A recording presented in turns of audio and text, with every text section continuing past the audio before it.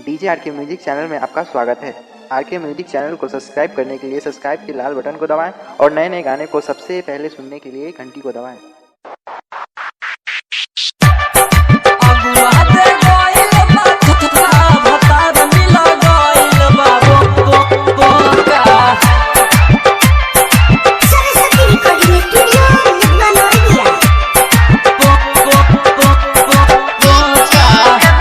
Presented by yes Bhojpuri की सलवार प्रस्तुति।